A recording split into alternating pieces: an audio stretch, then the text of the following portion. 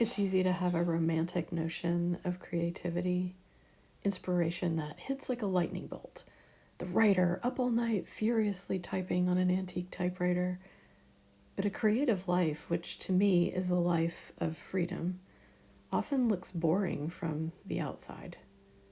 There are moments when artistic inspiration comes zooming in, but most of the time creativity looks like sitting with a blank page, pushing through writing or editing when you really don't feel like it, or just staring out the window. If you look closely at creatives, you might find that many of our lives are built around rituals, like a morning walk or a notebook at our bedside table, or the way we drink our first cup of coffee in the morning. These moments may not look important, but they are where true creativity happens.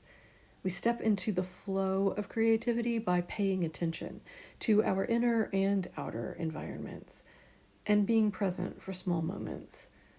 That's when we notice the layers beneath the surface of things. Focusing your attention is one of the most important habits to build your creativity.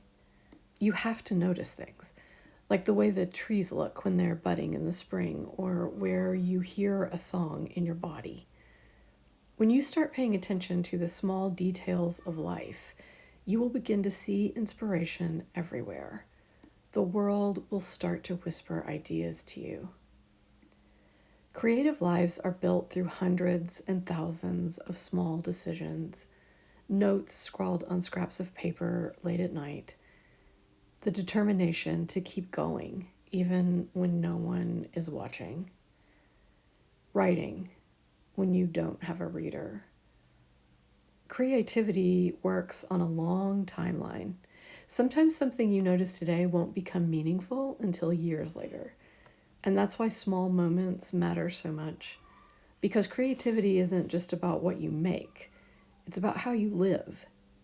It's about the kind of attention you bring to the world every day. I pay attention not only to the small moments of life, but to art itself. You can't make art without consuming art. When I sit down to write, I'm sitting down not only with my own words, but with all of the words that I've ever read, with the music I've listened to, and the films I've watched. No one makes art alone. A creative is creating within community. We are all part of a larger conversation. And in this way, all art is political, and all art is important.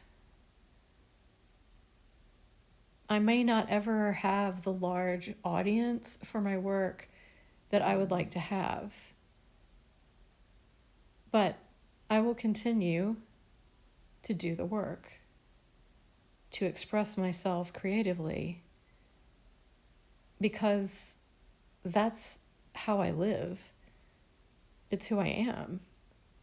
It's why I'm here on this planet.